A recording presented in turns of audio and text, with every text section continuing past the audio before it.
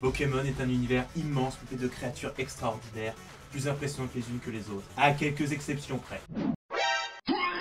Et comme tout univers vidéoludique qui se respecte, il arrive de trouver l'inspiration dans les légendes du monde entier. Salut à tous, c'est Bartuk, et aujourd'hui je suis là pour vous présenter 4 légendes qui ont inspiré Pokémon. C'est parti.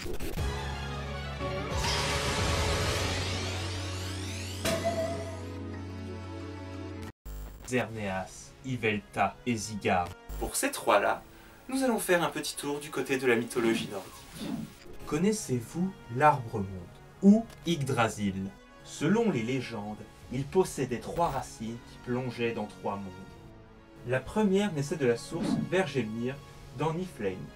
Un serpent appelé Nidhogg gardait cette source, mais il rongeait en même temps la racine pour la détruire. La deuxième dans la fontaine de Mimir dans Midgard. L'eau de cette fontaine était source de toute sagesse. Elle était jalousement gardée par un géant et abritait la tête du dieu Mimir, qui détenait les secrets du monde. La dernière atteignait le puits dur en Asgard, gardé par 3 vieilles femmes sages qui décidaient du destin de chaque être. Même les dieux y étaient soumis. Xerneas, Yveltal et Zygarde. Ils sont où dans tout ça? Eh bien j'y viens. Le serpent Nidhogg, gardant la source de Vergelmir, représenterait Zygarde. Xerneas représenterait les cerfs, broutant le feuillage des branches et les écorces les plus basses. Et Yveltal représenterait l'aigle et le faucon, au nom imprononçable pour moi, perché sur les hautes branches d'Yggdrasil. Ça vous semble peut-être tiré par les cheveux, n'empêche que c'est crédible. Faites-vous aussi votre avis en commentaire. Je lirai tout. On n'aura pas beaucoup avec 50 abonnés. Écrase. Vous allez voir, c'est mignon. Cette légende nous envoie du côté du Japon. Depuis le XVIIe siècle, la légende parle du Namazu, ou Onamazu, un poisson-chat vivant dans la vase des profondeurs de la Terre, et sur l'échine duquel repose le Japon. À l'époque, la croyance voulait que ce soit un dragon. Un dragon. Mais Le Namazu était accusé de créer les séismes dont le Japon est victime. c'est bien les légendes japonaises qui ont accusé une créature fantastique de créer tous leurs problèmes. Fallait bien trouver un bouc émissaire pour les catastrophes de Dame Nature. C'était courant pendant un temps de faire passer la fiction pour de la réalité, mais ce genre de fiction nous apportait des histoires bien badass. Le dieu Kanashima est le seul à pouvoir le maintenir en place grâce à son pieu en immobilisant sa tête sous la pierre Kaname-Ishi, littéralement pierre-clé. Quand Kanashima relâche son attention, Nazamu se carapite gentiment pour aller faire des séismes un peu partout. parce que le séisme c'est trop cool dans Pokémon, toi-même tu sais, oh joueur de Pokémon. Suite aux 3 grands séismes de la Heisei en 1854 et 1855, le Namazu fut souvent représenté dans des Yuki-Ode. Outre le dieu Takemi-Kazushi, il est régulièrement accompagné du dieu Daikoku, distribuant des richesses aux victimes. En bref, Barbicha, c'est juste une version un peu plus cool et gentille du Namazu. Au passage, Barbicha est aussi de type sol pour les plus connaisseurs.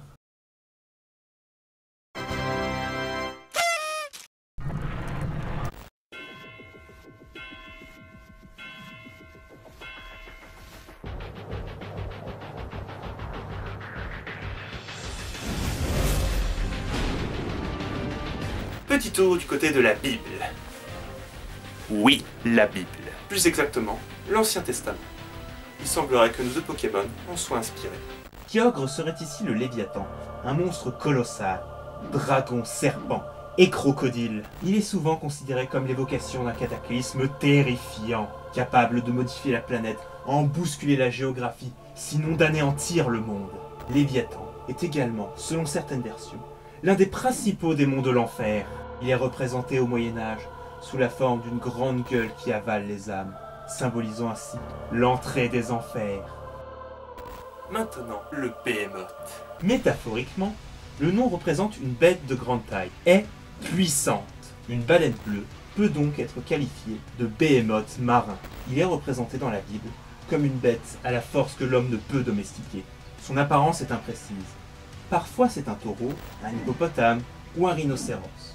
Selon une tradition rabbinique, le Behemoth et le Léviathan sont réservés pour le festin des justes, qui aura lieu à la fin du monde.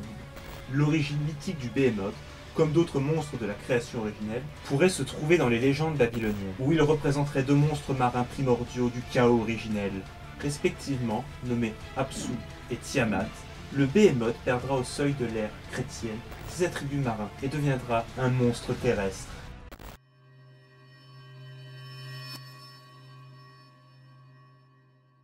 Là, on sort de la mythologie pour parler d'une histoire qui a inspiré jusqu'au cinéma, en plus du jeu vidéo. Amateurs d'ufologie, libre à vous d'y croire, et d'invasion extraterrestre, bienvenue aux États-Unis, dans l'état du Kentucky.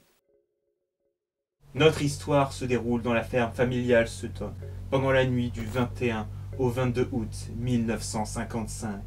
Cette nuit, un événement inattendu bouleversa leur vie. Il est 19 h, la famille est tranquillement réunie à la maison. Billy Ray Taylor, un ami de la famille présent ce soir, part chercher de l'eau au puits, n'ayant pas de système d'eau courant à cette époque. En chemin, il aperçoit un objet métallique brillant et volant doucement au-dessus de la ferme, qui finit par disparaître derrière un vallon. Il prend peur et rentre dans le bâtiment, avertir tout le monde. Personne ne le croit. Ils ne prennent donc pas la peine de venir vérifier ce qu'il avance. Et c'est normal. Si demain, je dis que j'ai vu un ovni dans le jardin, je doute que l'on me prenne au sérieux.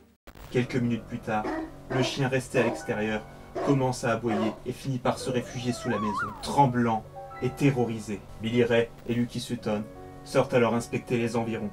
Rapidement, ils aperçoivent une lueur derrière les fourrés. Au bout de quelques secondes, apparaît devant eux une créature humanoïde mesurant près d'1 mètre, pourvue de grandes oreilles en pointe et de 2 yeux émettant une forte lumière jaune. Les deux prennent peur et se dirigent vers la ferme et en ressortent après s'être armés d'un fusil de chasse et d'un revolver. Ils retrouvent la créature à quelques mètres de la maison et lui tirent dessus à bout portant. La créature se contente de basculer en arrière en émettant un étrange bleu métallique et court se cacher dans les buissons. Après avoir scruté les environs pendant plusieurs minutes, Billy et Lucky Sutton décident de retourner à l'intérieur de la ferme. À peine rentrés, une des créatures les observe au travers d'une fenêtre. Ils tirent alors dessus. Ressortant pour vérifier que la chose est bien touchée, Billy Ray et Lucky découvrent une autre créature perchée sur le toit, et encore une autre sur l'un des arbres jouxtant la maison. Ils ouvrent encore le feu, mais c'est sans espoir. Les deux hommes voient les créatures flotter jusqu'au sol au lieu de tomber. Pendant plus de 3 heures, les créatures continuent d'apparaître et d'encaisser les cartouches et de flotter sous les yeux des 12 témoins présents sur place. Vers 23 h, complètement terrifiés, ils décident d'abandonner la ferme et fuient en voiture vers le commissariat d'Hopkinsville.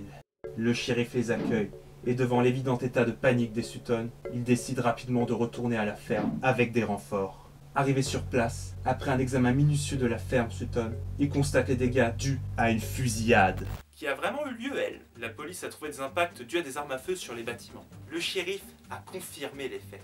On ne sait absolument pas ce qui s'est passé sur les lieux. Plus jamais ces extraterrestres ne sont réapparus. Et aucun témoignage ne viendra contredire les dires de la famille Sutton. Sauf un possible canular avec des chats. Mais là, c'est bullshit. Et aucune trace du passage de nos petites bêtes n'a été retrouvée. Et le pire dans cette histoire, c'est qu'après ces événements, de nombreux visiteurs sont venus voir les lieux. Et vous savez quoi? Le père a fait payer les touristes curieux. Enfin, au moins, il a essayé. On pourrait croire qu'il a fait ça pour l'argent de base, mais la nature extrêmement religieuse de la famille Sutton, attestée par le shérif, rend la thèse d'une affabulation peu probable. Alors je pense qu'on ne saura jamais le fin mot de cette histoire. Et après, plein de théories ont été avancées. Comme des hiboux défendant violemment leur progéniture. Et plein d'autres histoires. Mais c'est pas le sujet. L'histoire aurait inspiré tout le domaine du divertissement. Des romans, au cinéma, en passant par le jeu vidéo.